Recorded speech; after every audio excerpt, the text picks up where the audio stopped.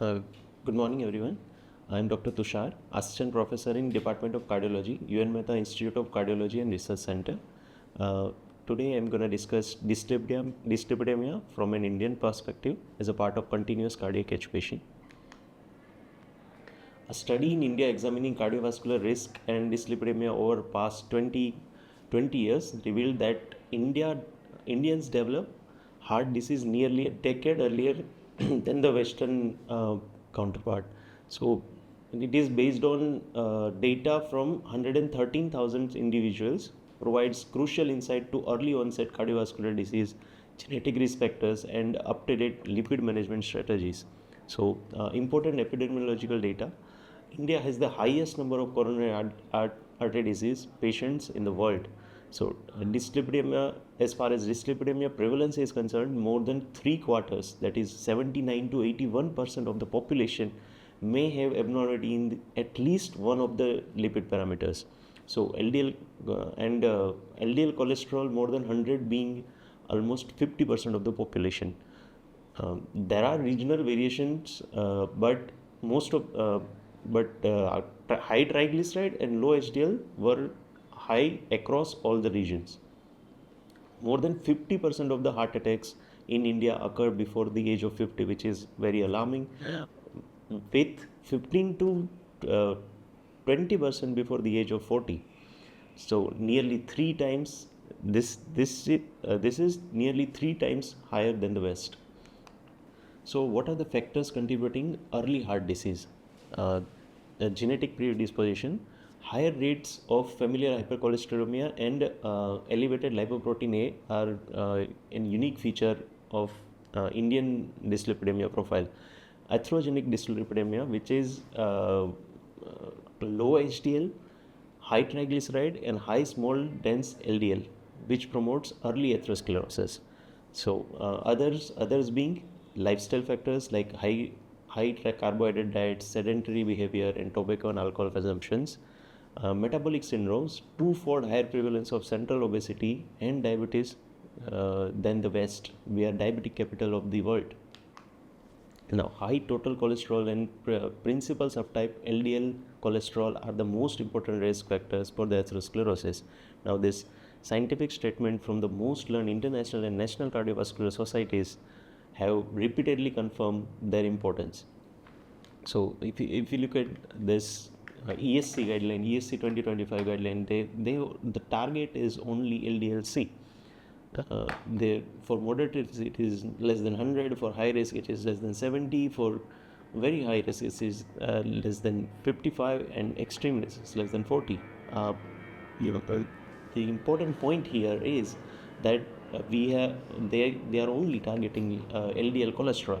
In addition to raised LDL-C, recent epidemiological and genetic studies and the local data of clinical trials have reported that the emerging importance has this non-HDL cholesterol has this emerging importance. This includes triglyceride and lipoprotein A specifically for the atherosclerosis and early coronary artery disease in India. If we look at goals for the Indian population, this is LDL cholesterol for extremely high risk population, very high risk population, and high risk population. It is more or less similar, being 40, 55, and 70. For moderate risk, it is 100, less than 100 milligram per deciliter. But we have added non-HDL cholesterol here because it is important for Indian dyslipidemic patients as it is causing early atherosclerosis.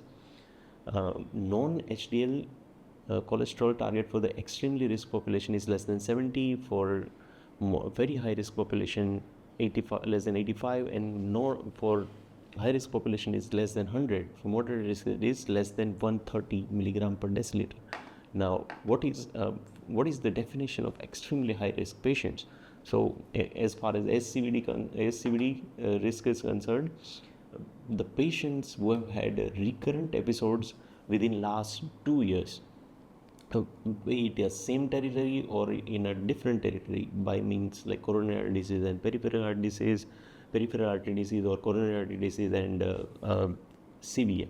So irrespective of the territory, it has to be a recurrent ASCVD event, or ASCVD in patient with heterozygous familial hypercholesterolemia and also elevated lipoprotein A.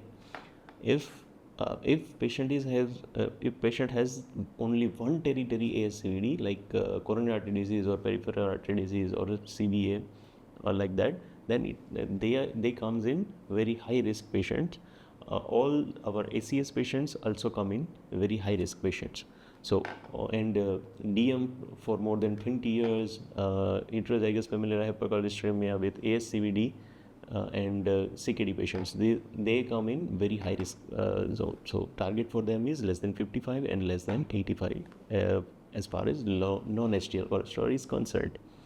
For high risk patients, diabetic with one or more risk factor, hypertensive with one or more risk factor, CKD patients with 30 to 59 ml per minute EGFR, and heterozygous familial hypercholesterolemia and no risk factor. So target for them is less than 70 and less than 100 for non-HDL cholesterol. For moderate risk patients, like any single risk factor, patient can either be diabetic or hypertensive, or patient may have tobacco chewing, or patient may have family history of young ASCVD, then the target LDL cholesterol for them will be less than 100, and non-HDL-C will be less than 130. For low risk patients, it is less than 100 and 130. So why are we including? So this emphasizes why. What is the importance of non-HDL cholesterol in Indian population? Management of dyslipidemia in acute coronary syndrome. Known fasting lipid profile to be done within 24 hours after loading dose of high intensity statin, that is 40 rosuvastatin and or 80 atorvastatin. We need to start the patient on 40 rosuvastatin plus ezetimibe or 80 atorvastatin plus ezetimibe upfront. So Indian guidelines are recommending upfront combination as a class 1 indication. Exceptions are elderly more than 75-year age and CKD stage 3 to 5. While the other European and ACC guideline does not recommend starting early or upfront combination. We'll get to that. Repeat lipid at 4 weeks if lipid goal is not matched. If it is matched, then continue the same dose, and we will follow up that patient after 3 months only. And if it is not matched, we add bempedoic acid at the 4 weeks itself, and we follow up patient again at the end 8 week. If the target is matched, continue the same dosage. If target has been not matched, then we'll add PCSK9 inhibitor or inclisiran at 8 weeks itself. So this is hit early and hit hard. So ultimately that should be able to achieve the target goal.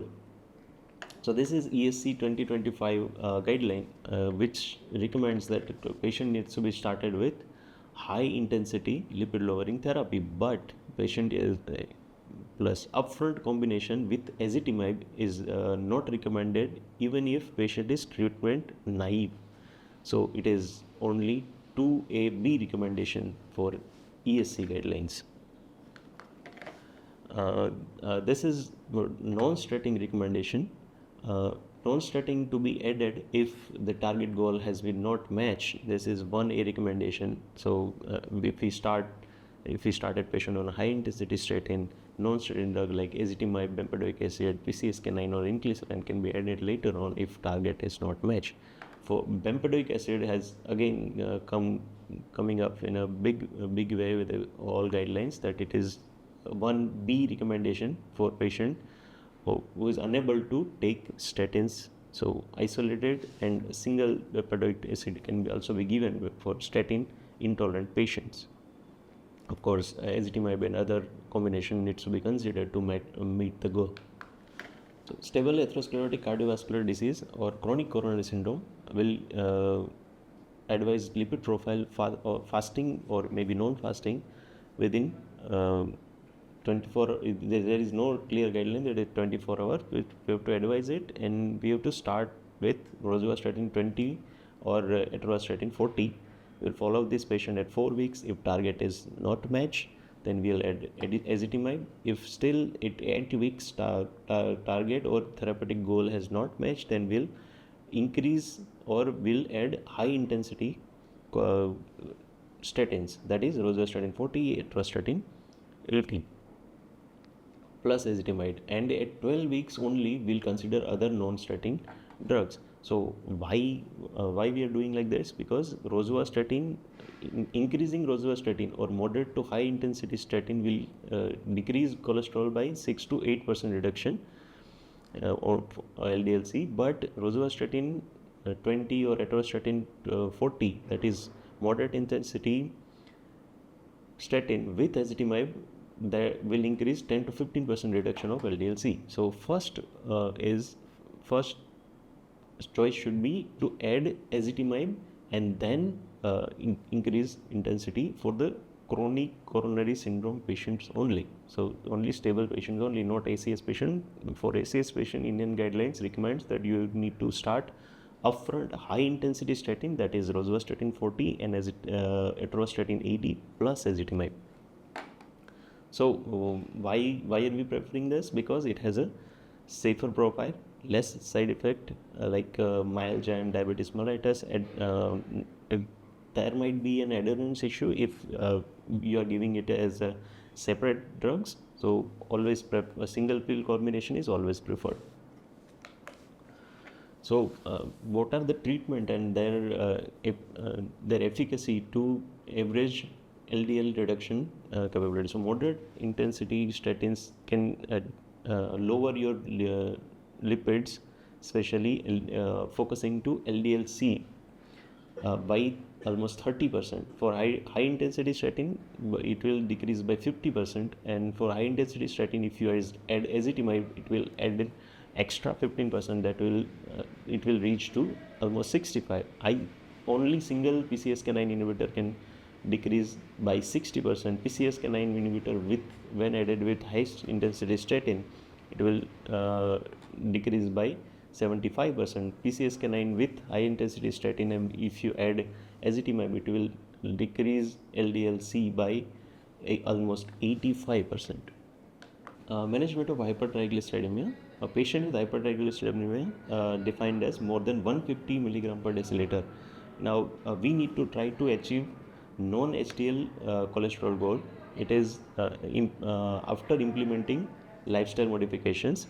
We also need to treat the secondary causes like diabetes mellitus or hypothyroidism to manage the hypertriglyceridemia.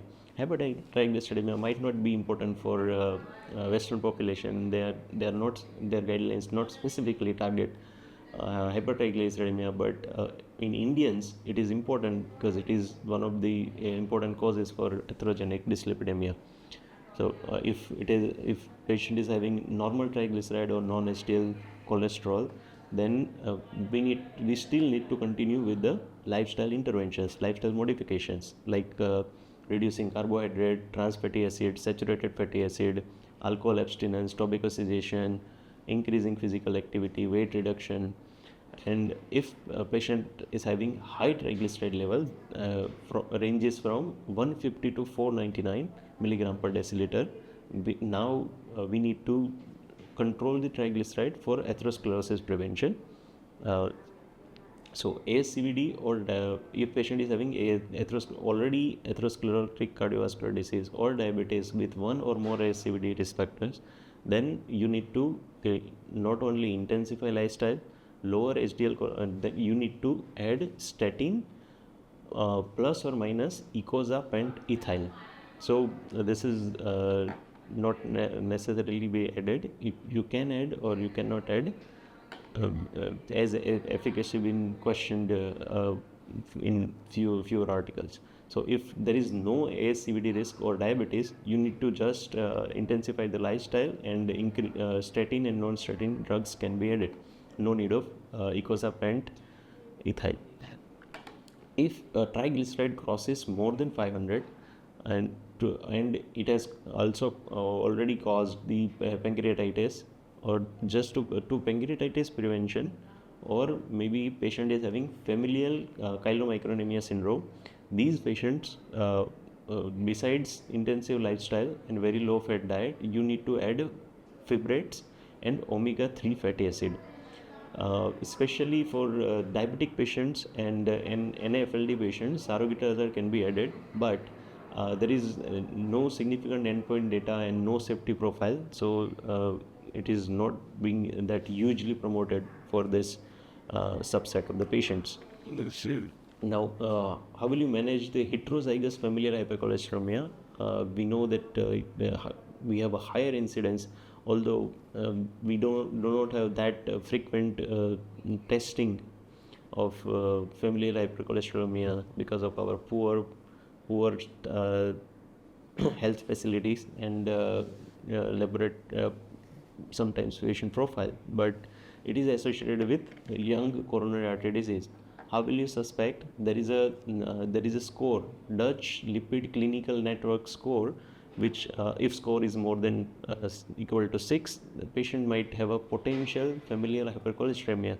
And if patient is diagnosed with familial hypercholesterolemia, patient need not only patient's children, but siblings also need to go for a cascade of the screening, because it is for them also, it is one of the risk for young coronary artery disease. Not only lipid profile, genetic testing also needs to be done, because if adults diagnosed with LDL-C more than 160 and children more than 150, they might be genetically positive, or they might be a carrier. So intervention to be done at an early age. They needs to be started with moderate dose statin and lifestyle modification. So for the patients, target LDL-C will be less than 55, because patient is at a very high risk of atherosclerotic cardiovascular disease. And to achieve that, we need to start upfront with high intensity statin and ezetimibe. We can start with early triple combination, maybe bempedoic acid may or may not be added. If we still unable to reach the LDL goal, PCSK9 inhibitor to be added, or inclisiran to be added. If LDL cholesterol goal still not achieved, LDL pheresis to be done. Now we're coming to drugs in with detail. Statins first, the most common lipid lowering drug and most widely used. It is HMG-CoA reductase inhibitor. The action being decrease LDL, that will compensatory increase the LDL receptors. So LDL receptor will then again utilize LDL, and it will also increase PCSK9 inhibitor, which will again cause breakdown of LDL receptor. Just because statins are increasing PCSK9 inhibitors, statin and PCSK9 inhibitor will have an addictive effect on their efficacy. It will decrease triglyceride by just 10 to 20% and increase HDL by 1 to 10%. Minimal effect on lipoprotein A. So there are pleiotropic effects of statins, which are improve endothelial function. This stabilization, by how are they improving endothelial function? By increasing nitric oxide in the epithelium. But they are responsible for stabilization of atherosclerotic plaques. This is why we are loading with the high intensity statin within minutes of arrival of the acute coronary syndrome patients. It has an anti-inflammatory effect, it has immunomodulatory capabilities, it has anti-thrombotic effects, it has effect on bone metabolism, and it also reduces risk of the dementia. So statin is a class effect. So any statin will have a same class effect, but there is something known as a superstatin, rosuvastatin, which has a higher efficacy among the other even lower doses. So these are the some of the trials, like for primary prevention trials. There are a lot of evidence for statin: Jupiter, Alert, Alliance, Visco, all had LLT, Prosper. Secondary trials are Surge, Care, Lipid, LPS, and Prove It and Ideal. These are evidence for the statins. Now, as far as adverse effect is concerned, this might be ignored in population. Say statin-induced muscle symptoms. It occurs in 2 to 10% of the patient. It generally occurs within weeks or months after starting or increasing the statin dose. So they resolve when statin is stopped. So when you start and patient is having symptom, when you stop and it resolves, it signifies that patient is having SAMS. How to approach SAMS, will come to that. So statin associated muscle symptoms. If patient is having symptom plus CPK level rises less than 4 times the upper limit, then we need to stop statin for 2 weeks. And if patient symptoms persist, then statin we have to re-challenge again with the statin, or find the other cause for this muscle symptoms. If CPK is more than 4 times the upper limit, then we need to stop statins for at least 4 weeks. Then after CPK normalizes and symptom resolves, other statin. So if patient is on rosuvastatin, you can start introduce atorvastatin. If patient is atorvastatin, then you can introduce rosuvastatin in lower doses. Start with a moderate intensity statins. If symptoms recur, start low dose third statin. So if rosuvastatin and atorvastatin already tried, then we can try pitavastatin. LDL cholesterol, if achieved, then no need to do anything, but if not, then we need to add other non-statin lipid lowering drugs. If patient has developed rhabdomyolysis due to high intensity statin, no statins to be added again.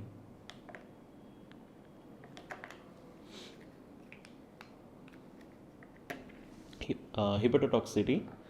Hepatotoxicity occurs in 1% of the patient.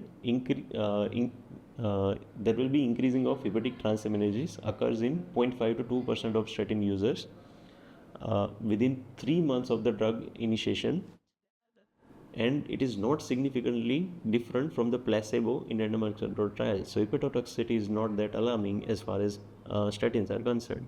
New onset diabetes, in some studies it is as high as 9%. So is it alarming? Actually, this is a dose dependent effect, and it is particularly seen in patients with pre-existing metabolic syndrome and pre-diabetes. So however, if you consider the benefits over this new onset diabetes risk, benefits far outweighs the risk. So routine use of muscle and liver enzyme monitoring either at the baseline or subsequently is not recommended, because most of the patient tolerates statins well. Severe liver or muscle injury are uncommon and are usually reversible once the offending statins is withdrawn. So ezetimibe inhibit cholesterol absorption in small intestine by blocking NPC C1L1 receptor. Various trials describe the efficacy of ezetimibe and its capacity to reduce LDL cholesterol by about 15%. Seize, Sharp, Improve It trials, and it is drug of choice for familial cytosterolemia. Almost no side effect or safety concern as far as ezetimibe is concerned. Now, bempedoic acid, it inhibits cholesterol synthesis by inhibiting ATP cyclase lyase. It is upstream of HMG-CoA reductase enzyme. It decreases LDL cholesterol by 20 to 30%. 180 mg OD is the dose, and adverse effects like arthralgia and GI tolerance. So not very significant adverse effect, and nothing to be monitored if patient is on bempedoic acid. PCSK9 inhibitors, uh, pro-protein convertase subtilisin caxin 9. PCSK9 inhibitors are upcoming big thing, or it is already a big thing in Western population. We have a limitation for Indian patients. The price is the big issue. Evolocumab studied in four-year trial, 140 milligram subcutaneous dose at 2 weeks, or 420 once monthly. For elirocumab, it has been studied in Odyssey trial, 75 mg per mg being a starting dose, 150 mg subcutaneous every 2 weeks, or 300 mg once monthly. LDL cholesterol reduction is about 60 to 70%. Adverse effect being minor itching site at the injection, and flu-like symptoms. Inclisiran, silencing mRNA, that is small interfering RNA molecule that inhibits hepatic translation of the PCSK9 proteins, which in turn leads to upregulation of LDL receptor on hepatocytes.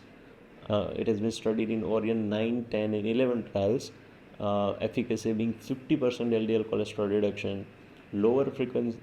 This is in comparison to PCSK9, it has a lower frequency. We can give it on day 190, 279 and 450, or maybe 190 and 180 day. So there is a good space, so, and low frequency of administration, since it is a subcutaneous drug.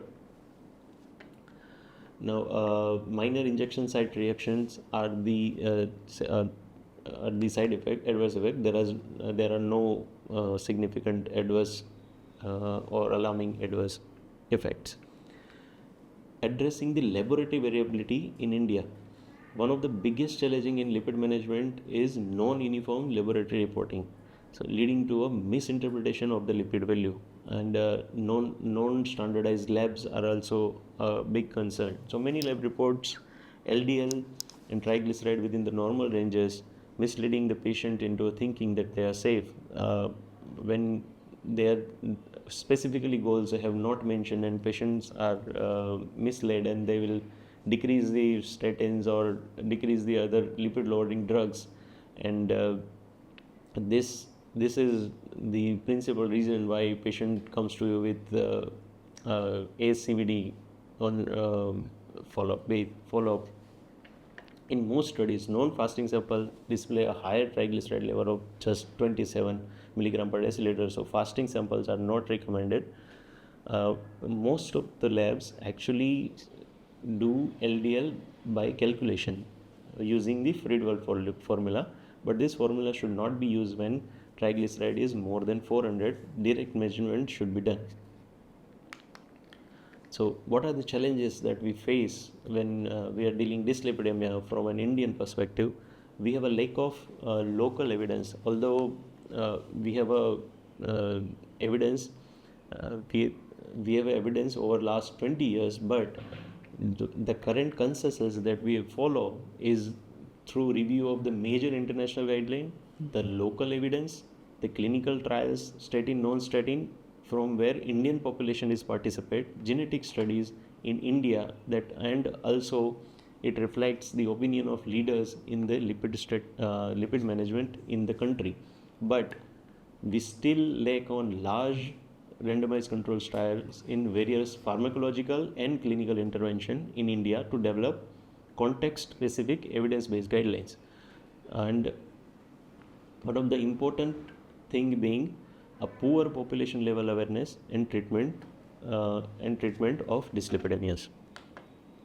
So what are the key takeaway from the Indian dyslipidemia consensus? That lower is better. So aggressive LDL and non-HDL cholesterol reduction reduces cardiovascular disease risk. Early detection is the key. So screening for familial hypercholesterolemia and high lipoprotein A can prevent premature coronary artery disease. Triglycerides matter. High triglycerides should not be ignored.